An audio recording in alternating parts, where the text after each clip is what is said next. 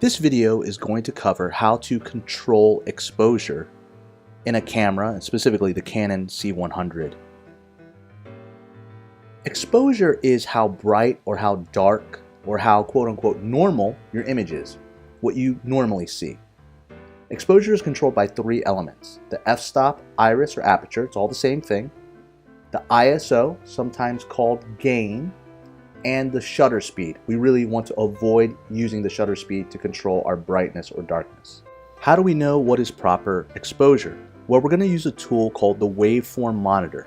It's number 11, and WFM stands for waveform monitor.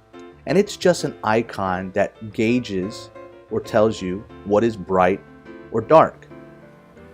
And when you press that button, it appears in your monitor and you get a numeric scale. Just know that 0 is pure black or darkness, 100 is pure white or brightness.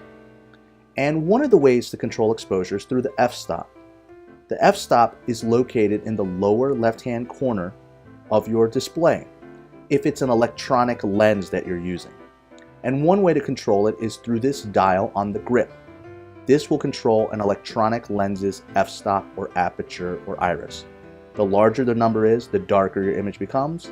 The smaller the number, the brighter the image becomes. If you're using a manual lens, you're going to change the f-stop directly on the lens itself. Let's say your image is too bright and you cannot close your aperture anymore. This is where you're going to want to use the ND filters.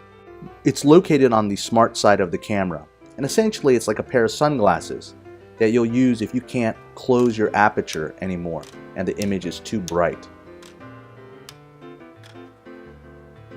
And you have three options, three NDs, and each one cuts down about 2 f-stops. And it allows you to open your aperture to make a compensation, to make adjustments so your image looks quote-unquote normal again.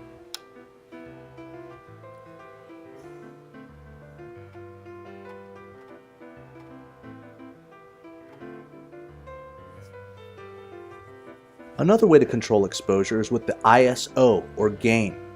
The ISO is the base exposure of an image, and you can change it and make your image brighter or darker as well. And you can use it with the f-stop too.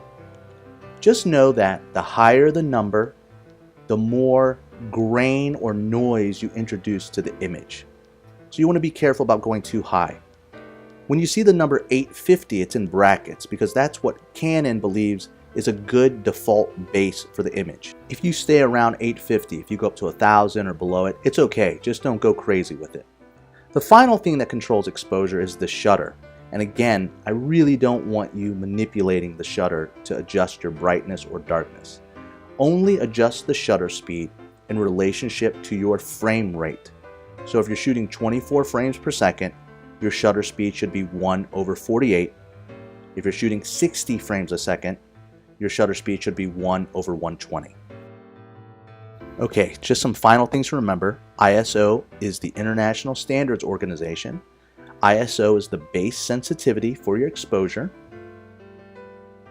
The Canon default base exposure or base ISO is 850, but you can adjust it higher or lower if you want to. Just don't go too high or too low, because you might introduce noise or grain in the image.